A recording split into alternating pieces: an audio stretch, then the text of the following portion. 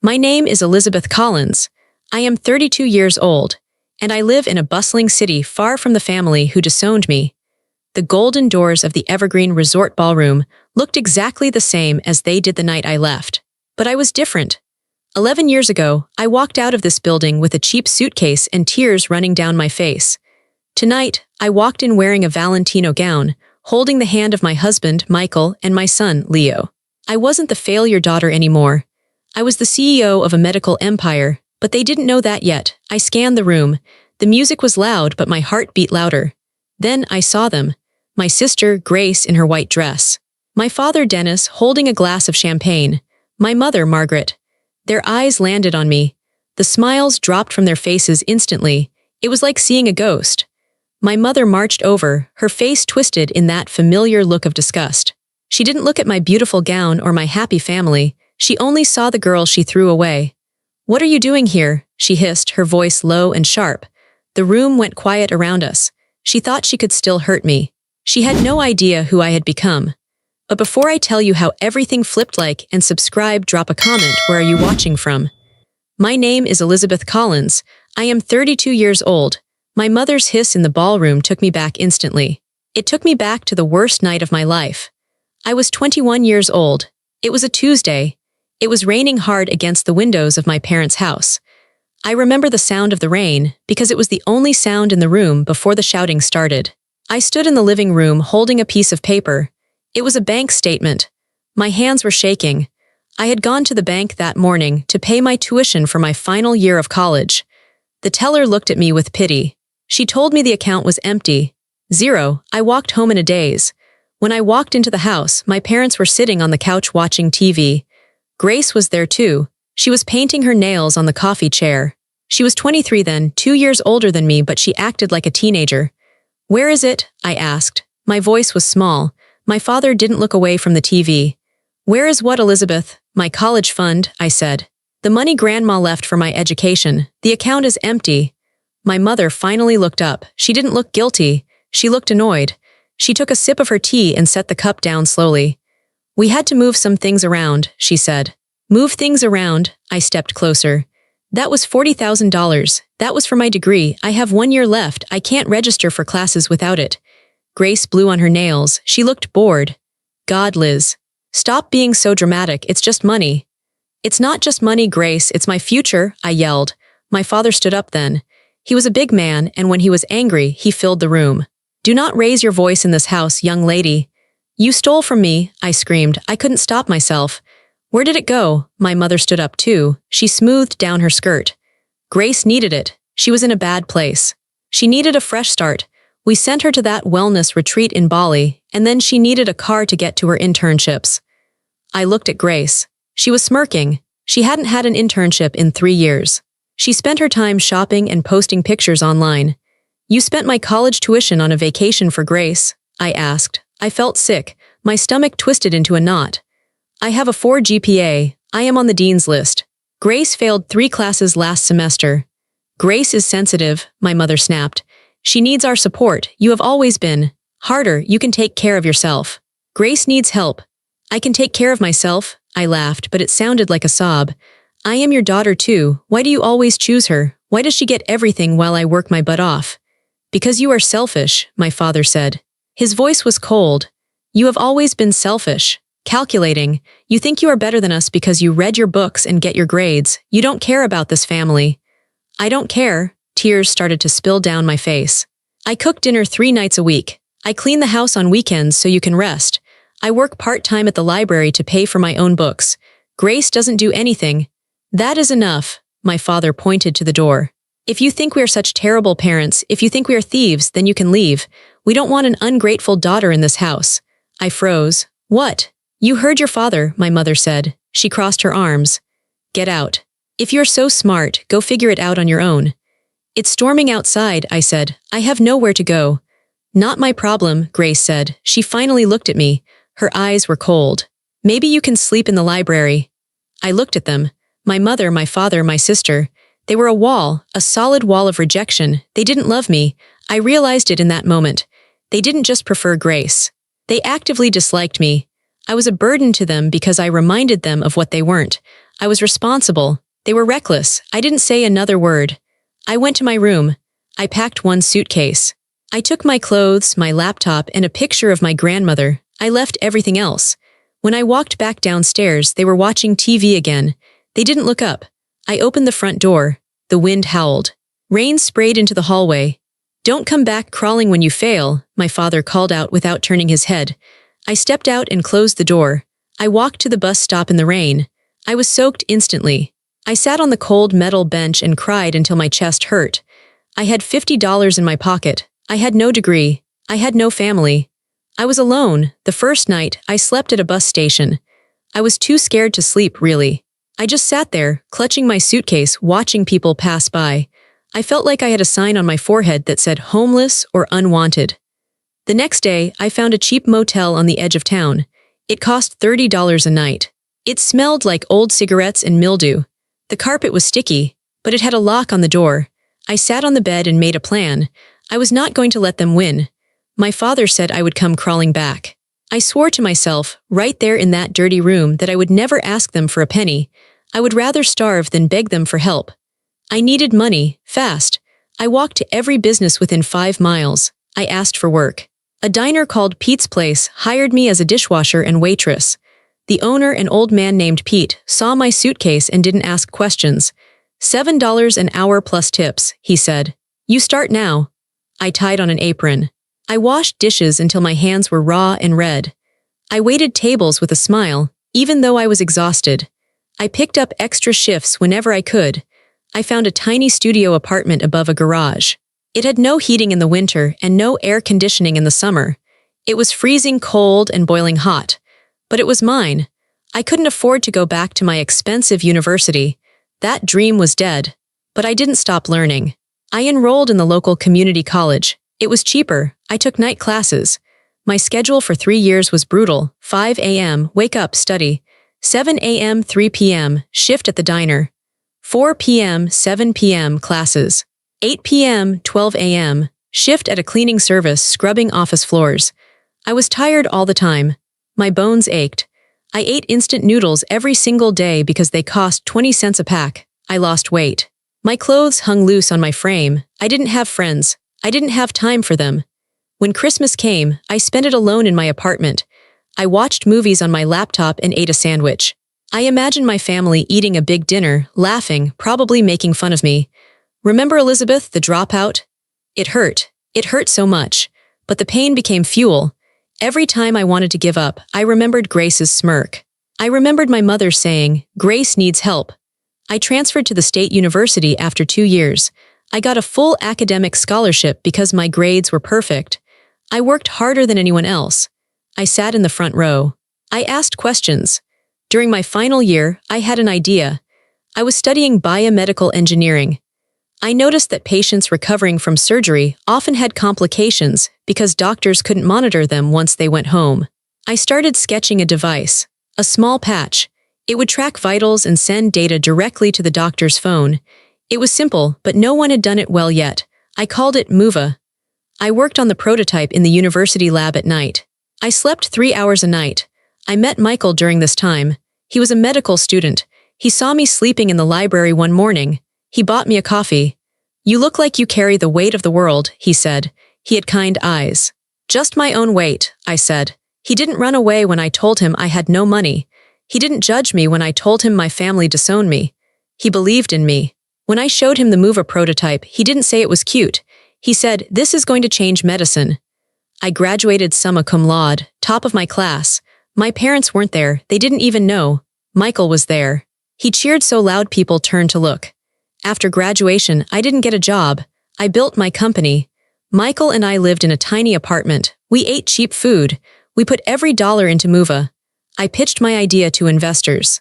Most of them were old men. They looked at me, a young woman in a cheap suit, and they said no.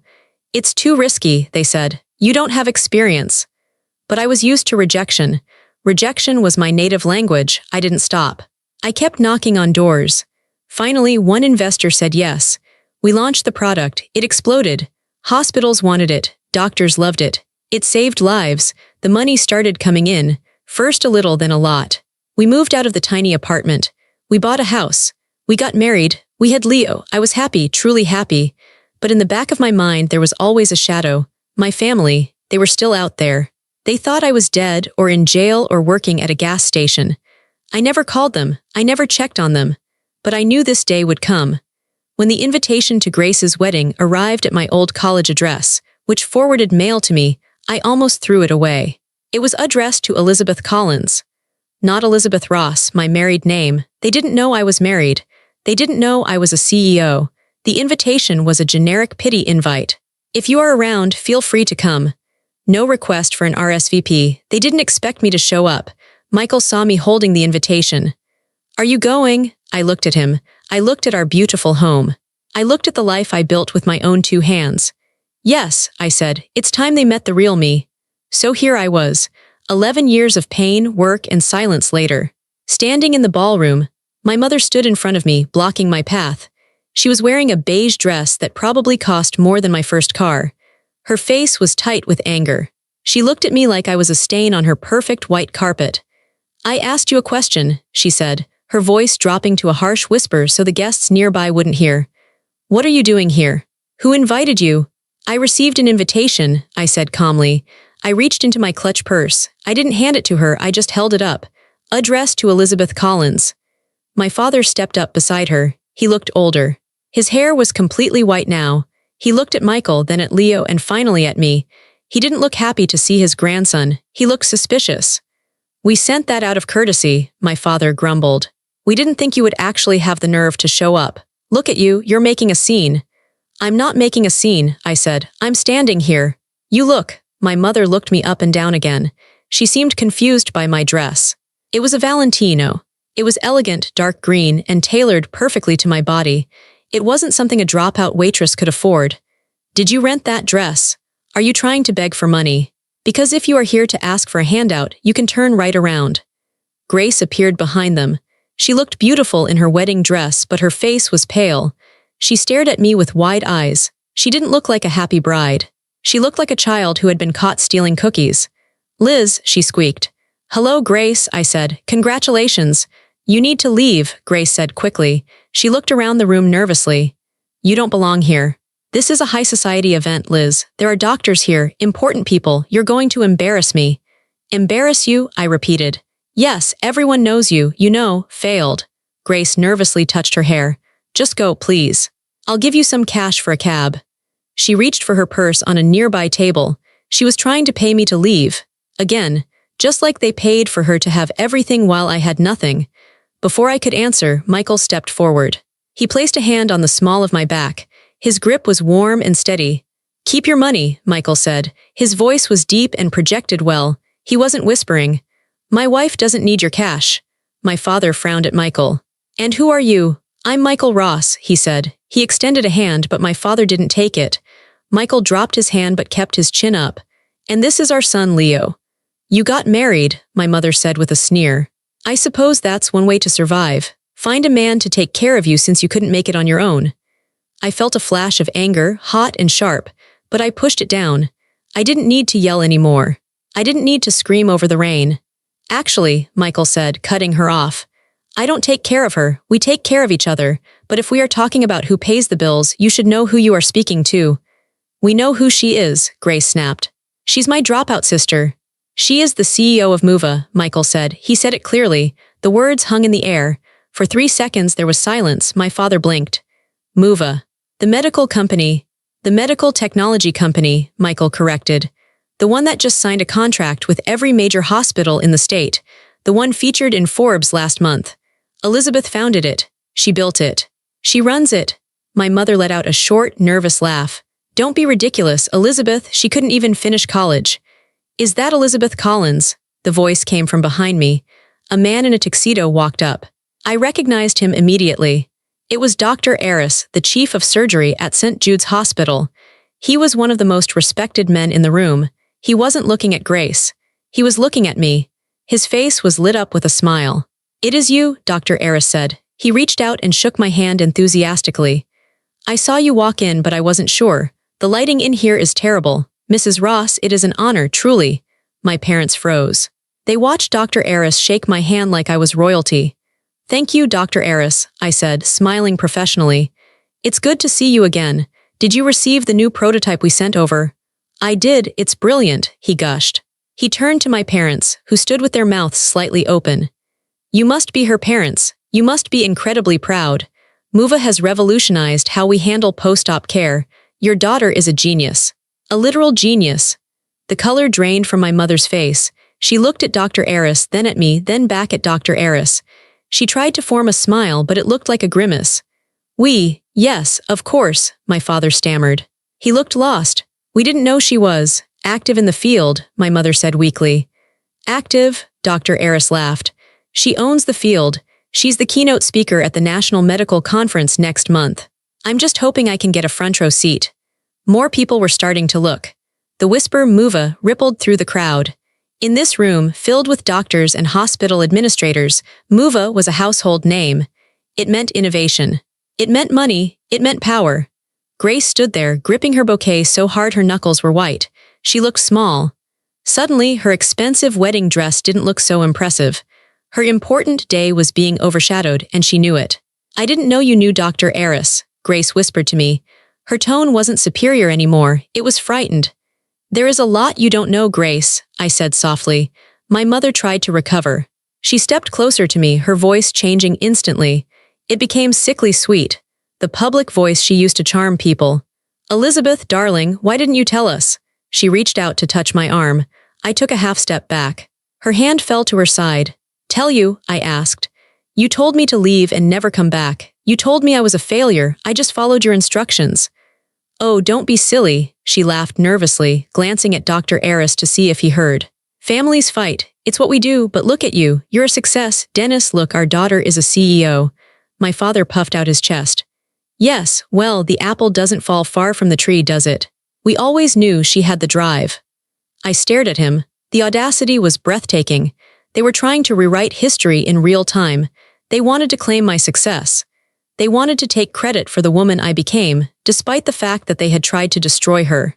I didn't yell. I didn't call them liars in front of Dr. Eris. I just smiled, a cold, polite smile. I think the tree tried to chop the apple down, actually, I said pleasantly. My father choked on his drink.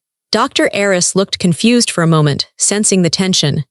Well, I don't want to intrude on a family reunion, but Elizabeth, please save a dance for me later.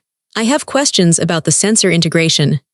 Of course, doctor, I said. He walked away. The circle around us felt different now. People were watching me with respect. They were watching my parents with confusion. Grace looked at her husband, Daniel, who was talking to a group of men across the room. She looked terrified that he would come over. Please, Grace hissed under her breath. Don't ruin this for me. Daniel comes from a very prominent family. If you make a scene... I'm just a guest, Grace, I said. Guests don't make scenes, they just exist. But my existence was the problem. My existence proved she was a liar. And as I looked at her shaking hands, I realized she knew it too. The reception dinner was starting. Waiters were moving around with silver trays. The noise level in the room was high, clinking glasses, laughter, music. Michael, Leo, and I were seated at a table near the back. My parents hadn't assigned us a table, obviously, so the wedding planner had frantically set up 3 extra spots at table 19, which was mostly filled with distant cousins who hadn't seen me since I was a teenager. They were polite but awkward. They asked what I did. When I told them I ran a tech company, they nodded politely, clearly not understanding the scale of it. I didn't explain. I just cut Leo's chicken for him and sipped my water. I saw Daniel, the groom, making his rounds. He was a tall man with kind eyes and a nervous smile. He looked like a good man. He was shaking hands, thanking people for coming. He worked his way toward table 19. When he got to us, he stopped.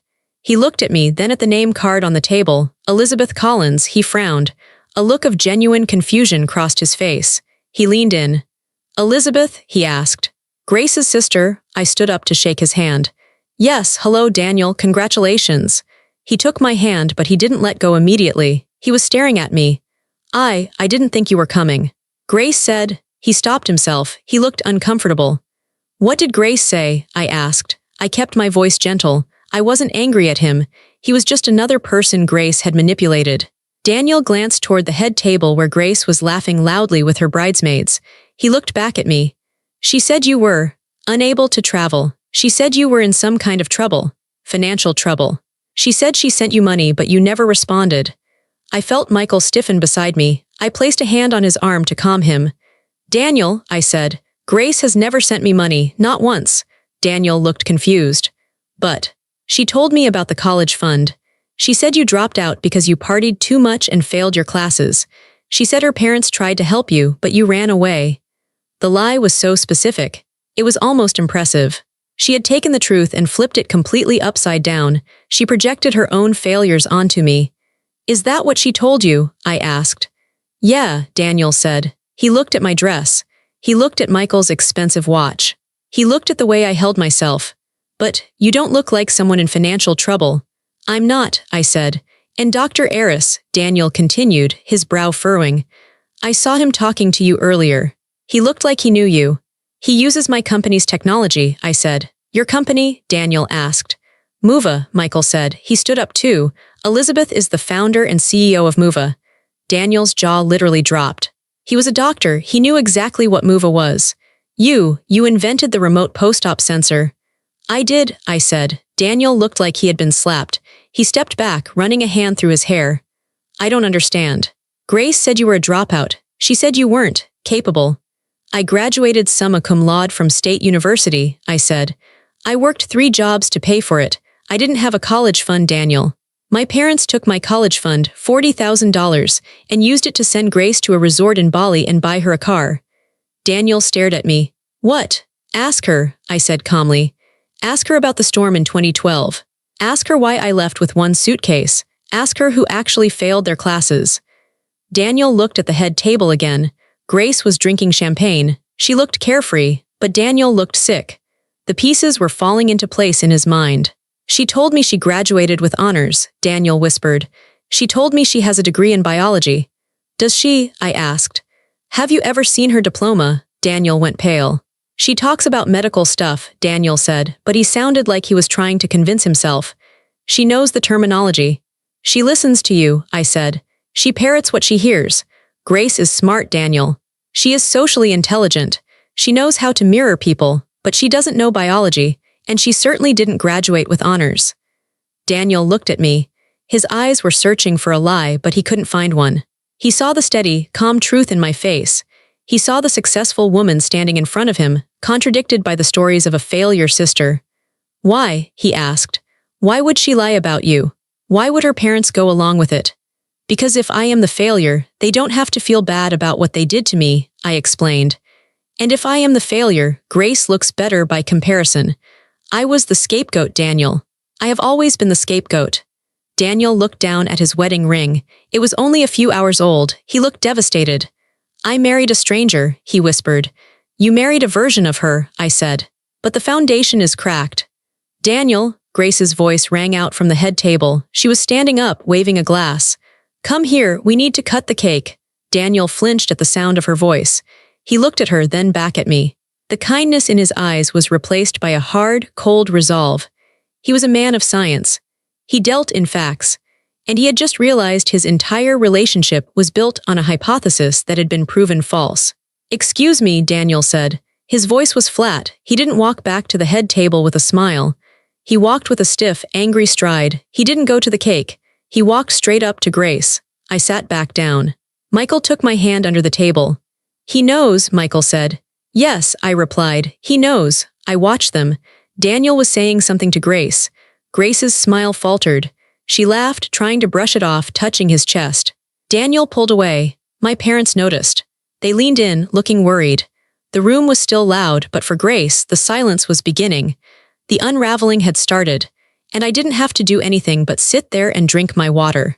The truth was a heavy thing, and Grace had been carrying a lie for too long. Her back was about to break. The tension at the table was thick. Michael was eating his dinner calmly, but his eyes were sharp. He was watching everything. Leo was playing with a bread roll, blissfully unaware that his mother's past was exploding a few tables away. I watched Daniel. He didn't make a scene immediately. He was smarter than that. He was a doctor, a man of science. He wanted empirical evidence. He wanted to test his hypothesis in front of peers. He guided Grace over to a group of men standing near the bar. I recognized them. Two of them were board members at the hospital where Daniel worked. Another was a visiting specialist from Chicago. These were serious men. I saw Daniel whisper something to them. The men looked surprised, then interested. They turned their eyes to Grace. Grace was smiling, holding her champagne glass, playing the part of the perfect doctor's wife. She thought she was being introduced as a peer. She had no idea she was being walked into a trap. I stood up. "I want to hear this," I whispered to Michael. We walked over slowly, pretending to get drinks from the bar. We stood close enough to hear every word. "Grace," Daniel said, his voice loud enough to carry over the jazz music. "Dr. Evans here was just discussing the latest research on cellular regeneration. I told him about your thesis at Stanford. The one on, what was it again? Mitosis variants." Grace froze. Her smile stayed plastered on her face, but her eyes darted around like a trapped animal. "Oh, Daniel," she laughed, a high-pitched, brittle sound. "Not tonight, it's our wedding. No shop talk. It's so boring for everyone." "Nonsense," Dr. Evans said. He was a gray-haired man with thick glasses. "I would love to hear about it. Daniel says you graduated with honors. Stanford has a rigorous program." It was a long time ago," Grace stammered. She took a large gulp of champagne. "I've been so focused on other things lately. Charity work. You know, but surely you remember your thesis topic," Daniel pressed. He wasn't smiling anymore. His face was like stone. "You told me it was published. I've been trying to find it online to show my colleagues, but I couldn't locate it." "Which journal was it in?" The circle of people around them grew quiet. Guests nearby stopped talking. They sensed the change in the air. It wasn't a friendly conversation anymore. It was an interrogation. My parents, who had been hovering nearby, sensing trouble, stepped in. "Daniel, really," my mother said, placing a hand on his arm. "Grace is tired. She's had a long day. Let's not grill the bride." "I'm just proud of my wife," Daniel said, shaking my mother's hand off. He didn't look at her. He kept his eyes on Grace. "I want everyone to know how smart she is. Go on, Grace. Explain the core concept of your degree." Grace's face turned bright red. Sweat started to bead on her forehead. She looked at me. She saw me standing there, watching her. For a second, her eyes pleaded with me. "Help me." I didn't move, I didn't speak, I just watched. I don't feel well," Grace whispered. "Stanford doesn't offer a remote biology degree, Grace," Daniel said. His voice was like a whip crack. The silence in the room was absolute now. Even the band seemed to have quieted down. "What?" Grace whispered. "I called the registrar this morning," Daniel lied. Or maybe he didn't, maybe he just knew. "I wanted to surprise you with a framed copy of your diploma since you said you lost yours. They have no record of you, Grace. No Grace Collins, no degree, no honors." "There must be a mistake," my father blustered. He stepped forward, his face purple. "How dare you? On her wedding day." "How dare I?" Daniel turned on my father. "You told me she was the scholar. You told me Elizabeth was the failure. You sat in my living room and told me stories about Grace's late nights studying. Were you lying too, Dennis?" My father opened his mouth, but no words came out. He looked at Grace, waiting for her to come up with a lie to save them, but Grace had run out of lies. "I took classes," Grace shouted suddenly. She sounded hysterical. "I did. I took online courses. It's the same thing." "It is not the same thing as a degree from Stanford," Daniel shouted back. "And you didn't just lie about school. You lied about everything. You lied about your sister." Daniel pointed at me. Every head in the room turned to look at me. "That is Elizabeth," Daniel announced to the room. "The woman you all said was a dropout junkie. That is the CEO of Movatech. She designs the equipment half of you doctors use in your operating rooms." Gasps rippled through the crowd. I saw Dr. Eris nod solemnly. "She is the success," Daniel said, his voice breaking. "And you are the fraud." Grace burst into tears. It wasn't a pretty cry, it was an ugly, heaving sob. She dropped her champagne glass. It shattered on the marble floor, the sound echoing like a gunshot.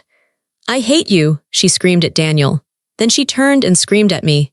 "I hate you, you ruined everything." She gathered up her heavy skirts and ran.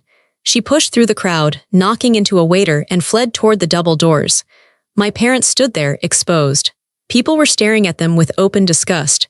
They looked small. They looked pathetic. I felt a hand on my shoulder. It was Michael. "Do you want to leave?" he asked. "Not yet," I said. "I have to use the restroom." I walked to the ladies' room. The hallway was quiet, a stark contrast to the chaos in the ballroom. I could hear the muffled sound of sobbing coming from inside. I pushed the door open. It was a fancy restroom with velvet couches and gold mirrors. Grace was standing by the sinks. She was splashing water on her face, ruining her professional makeup. Her mascara was running down her cheeks in black streaks. She looked like a nightmare version of a bride. She saw me in the mirror. She spun around. Water dripped from her chin onto her dress. "Get out," she screamed. "Get out, haven't you done enough?" I walked in and let the door close behind me. I locked it. "I haven't done anything, Grace," I said. My voice was calm. It scared her. She was used to me yelling, crying, begging. She didn't know how to handle this version of me. "You showed up," she accused. "You showed up in that dress with your rich husband, acting like you're so better than everyone. You did this on purpose. You wanted to humiliate me." "I came to my sister's wedding," I said. "I was invited." "You know we didn't want you here," she shrieked. She grabbed a paper towel and scrubbed at her face violently. "We only sent the invite so Dad could say he tried. You were supposed to stay away. You were supposed to be the loser." "Why?" I asked. I leaned against the marble counter. I crossed my arms. "Why was it so important for me to be the loser, Grace? You had everything. You had the parents' love. You had the money. You had the vacations. Why did you need to destroy my reputation too?" Grace glared at me. Her chest was heaving. "Because you made me look bad," she spat. "Even when we were kids, you were always reading. You were always getting A's. Mom and Dad would look at you, and then they would look at me, and I could see it in their eyes. They wished I was smart like you." "So you stole my college fund?" I asked. "I deserved it," she yelled. "I needed a break, I was stressed. And you didn't need help, you always figure things out. You're like a cockroach, Elizabeth, you always survive." "I survived because I had to," I said, cold as ice. "I ate noodles for 3 years. I scrubbed toilets. I slept in a room with no heat while you were in Bali. And look at you now," she gestured wildly at my Valentino gown. "You're rich, you won. So why are you torturing me?" "I'm not torturing you," I said. "I'm just letting people see the truth. You built a life on lies, Grace. You married a man who fell in love with a fake person. You lied about your degree. You lied about me. Did you really think you could keep it up forever?" "I could have," she cried, "if you hadn't come back." "No," I shook my head. "Daniel isn't stupid. He would have found out eventually. And when he did, he would have left you.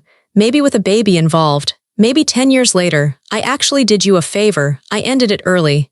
Grace slumped against the sink. She looked defeated. The fight was draining out of her. "He's going to leave me," she whispered. "He's going to annul the marriage." "Probably," I said. "My life is over," she sobbed. "Mom and Dad, they're going to be so mad at me. They hate looking bad." "They don't hate you, Grace," I said. "They are just like you. They enabled you. They created this monster. They are just as guilty." Grace looked up at me. Her eyes were red and swollen. Can you talk to him? He listened to you. Tell him I'm sorry. Tell him I'll get a degree. Please, Liz, help me just this once." It was the same pattern. Hurt me, then beg me for help. Kick me out, then ask for a favor. I looked at my sister. I looked at the person who watched me walk out into a storm with no money and didn't lift a finger.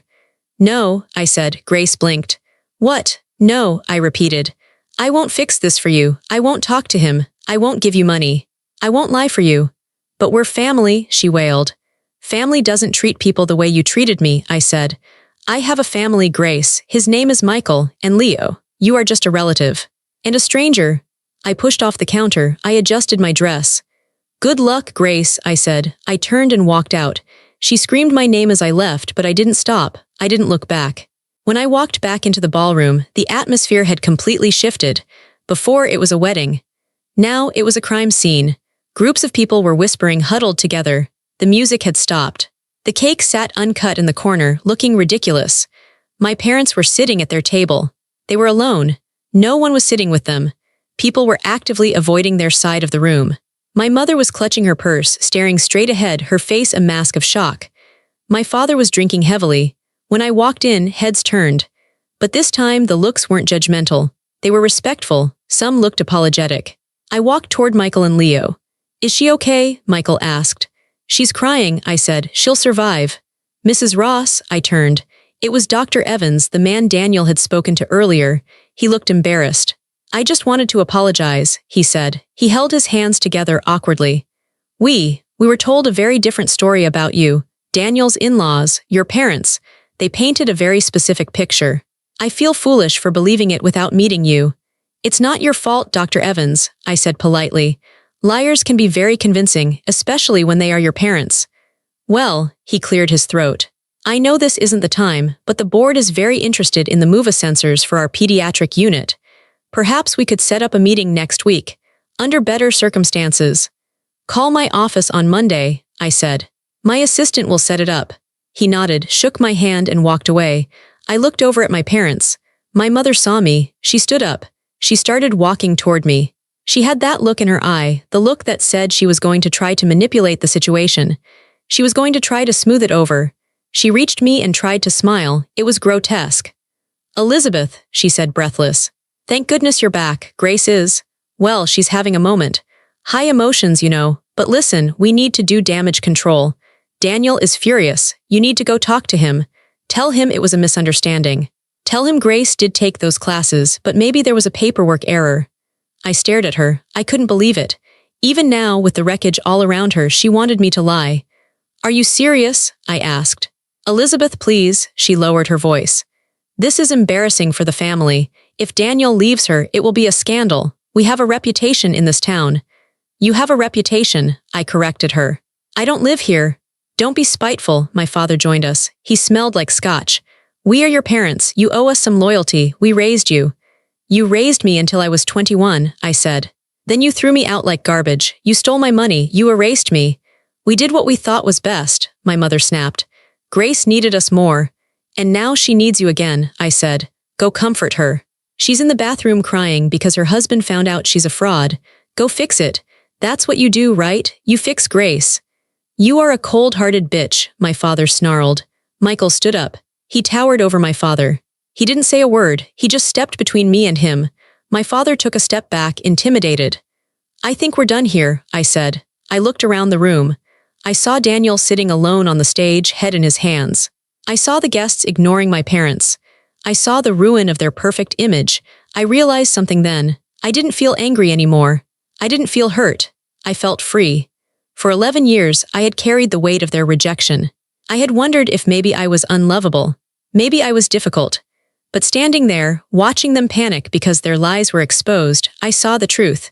They were weak people. They were small, scared people who lived in a fantasy world. And I was real. Michael, I said, let's go. Gladly, he said. He picked up Leo, who was starting to fall asleep. Wait, my mother called out. She sounded desperate now. Elizabeth, don't walk away. We can discuss this. We can work something out. She probably wanted to ask for money, or maybe she just didn't want to be left alone with the mess she made. I didn't answer. I took Michael's hand. We walked through the center of the ballroom. The guests parted for us like the Red Sea. They watched us with admiration. I held my head high. My Valentino dress rustled softly. I walked past the table where I had been assigned, table 19, and past the head table where I should have been sitting. I walked toward the exit. The golden doors were open. The night air was waiting. We stepped out of the heavy glass doors of the Evergreen Resort and into the night air. It was crisp and cold. It smelled like pine needles and rain. It was the exact same smell as the night I left 11 years ago. But everything else was different. 11 years ago, I walked out of a door like this with a cheap suitcase, shivering in a thin jacket, terrified of where I would sleep. I had $50 to my name. I felt like the smallest person in the world. I felt like garbage. Tonight, I walked out holding the hand of a man who worshipped me. My son was sleeping soundly in his father's arms, safe and loved. A valet was already jogging toward us to bring our car. The silence outside was beautiful. Inside the ballroom, my family was imploding. Inside, there was screaming, crying, and the shattering of a fake life. But out here, it was just quiet. I took a deep breath. I filled my lungs with the cold air. I waited for the pain. I waited to feel sad. I waited for that old, familiar voice in my head that used to say, "Why don't they love me? What is wrong with me?" But the voice didn't come. Instead, I felt a weight lift off my shoulders. It was a physical sensation.